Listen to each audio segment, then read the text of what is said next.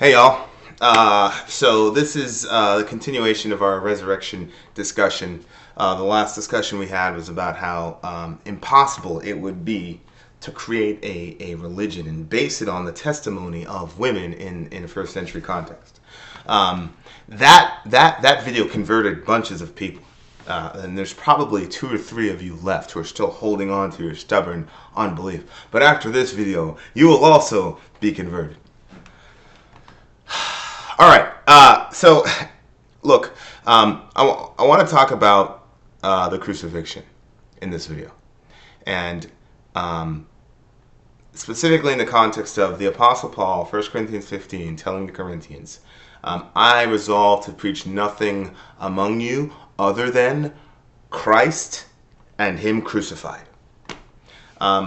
One of the things that we've got to understand when thinking about Christianity is that we've got to realize that as Westerners in 2014, we've been so inculcated and indoctrinated with Christian theology that it's leaked into the mainstream. Even if you're an atheist, you don't know how much you've been brainwashed with Christian ideas and thoughts. For example, if I were to put a cross in front of you and I said, I played the psychological game, tell me what comes to your mind as soon as you see a cross. Most people would probably say something like sacrifice or something like that. The cross in our minds reminds us of sacrifice of a person giving himself for the sake of other people. When we say things like, so-and-so has to bear his cross or something like that, that's what we're thinking about.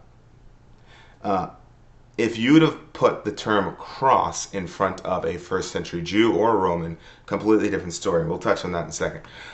There are 3 major barriers to the message of the cross that make what the Apostle Paul said absolutely ridiculous without a resurrection. Okay? First barrier, sociological barrier. The Romans of that time, as well as the Jews, and this is a Middle Eastern thing, operated in what's called a shame honor culture. We still have those today. But basically, whether you understand it or not, shame was a fate worse than death. We see this today, right? It's one of the reasons why war movies will never get out of style. Because if you're going to die, you die go out fighting, right? I mean, my favorite scenes in Black Hawk Down, Lone Survivor, when the guy goes down, he goes down fighting. It's an honorable way to go. The crucifixion was not an honorable way to die. All pictures of Jesus, have him crucified. He's got that loincloth. Most commentators and experts in the field generally believe that most victims of crucifixion were actually crucified naked. They'd drag you naked through the streets, and then you'd be exposed and you'd be completely and totally humiliated. This, in a shame and honor culture, is unspeakable, horrible, and probably worse than dying in the first place. You got to understand something about the Middle East. I mean, we see this right now, right? Girl does something kind of crazy, brings shame to her family, and what happens sometimes? They kill her. It's called an honor killing. By the way, this has nothing to do with Islam. There's nothing in the Quran about honor killing, okay? This is just a Middle Eastern shame honor thing. That's a bonus. But anyway, they kill her. Now, the dad kills his own daughter, and these brothers, they're stoning their own sister. Why? Because shame is worse than death in the Middle East. So here is Jesus crucified, likely naked, in a most shameful, horrible, terrible way. And there you are preaching, and you're preaching Christ and Him crucified. Roman person's going to say, I'm going to follow that guy. Romans had a very high premium on nobility, and a crucified person. Crucifixion wasn't even talked about in normal conversation. It was horrible. And so here you are coming to me with this message of a person I'm supposed to follow, give my life for, and the way that He left this world was via crucifixion. Probably not. Second problem, messianic expectation. So one of my favorite Psalms is Psalm 2. And in the middle of Psalm 2, Jesus or the Messiah starts speaking. And the Messiah says, I will tell the decree. The Lord said to me, you're my son. Today I begot you.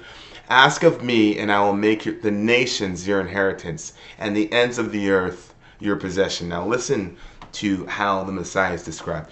You will dash them in pieces like a potter's vessel, and break them with a rod of iron. Now therefore, kings, be wise, be warned, O rulers of the earth. Serve the Lord with fear. Kiss the Son, lest he be angry and you perish in the way. So this is a picture of this guy who's just glorious, just smashing everybody that gets in his way. Don't mess with him. Pay him homage, or he's going to hurt you. Right?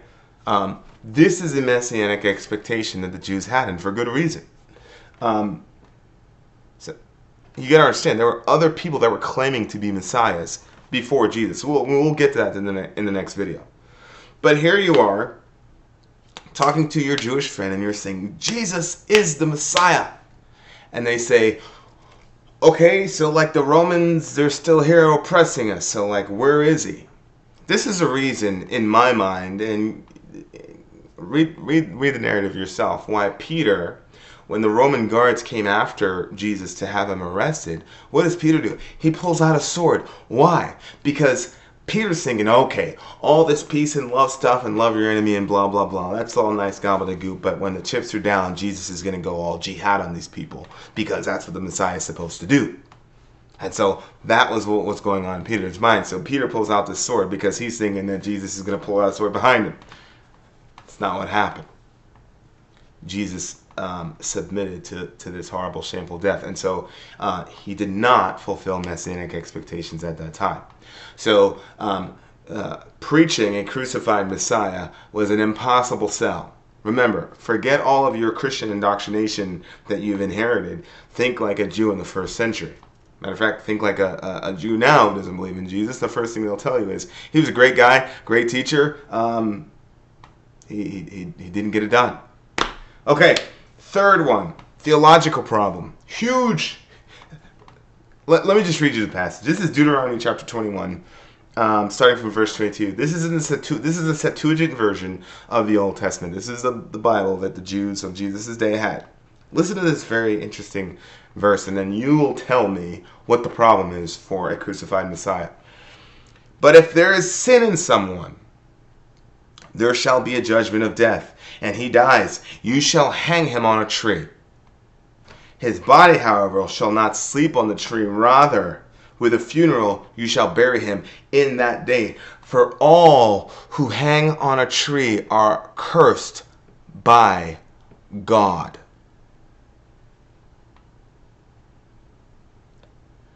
So there you are, as a Jewish person talking to your Jewish friend, and you're saying, Jesus is the Messiah. And they say, you mean the guy that was crucified? Yeah, him. The guy that was hung by nails? Him. Yeah, him. On a tree? Yeah, him. Do you not have a Bible? He will say to you, everyone who is hung on a tree is cursed by God. What are you talking about? How in the world? Not only did he die, and not only die a shameful way, not only did he not die with a sword in his hand, he died on a tree, died under God's curse. He's the last person on the planet we should follow. And yet, here is the Apostle Paul telling people, I didn't preach anything other than Jesus and him crucified. You see, the first century church did not explode in spite of the crucifixion. It exploded with the crucifixion as a central hallmark of their message. Now, how in the world did they overcome the problem of the sociological shame-honor culture, the messianic expectation and perceived failure, and the curse of God being on the one who dies in such a way as being hung on a tree?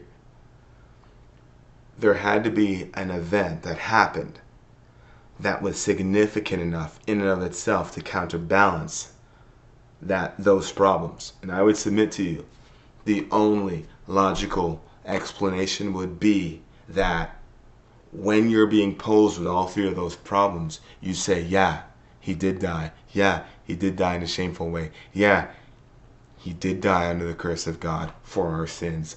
But he rose from the dead. That is the only way to explain not only the survival of the Christian faith did not survive in the first century. It exploded, outlasted the Roman Empire.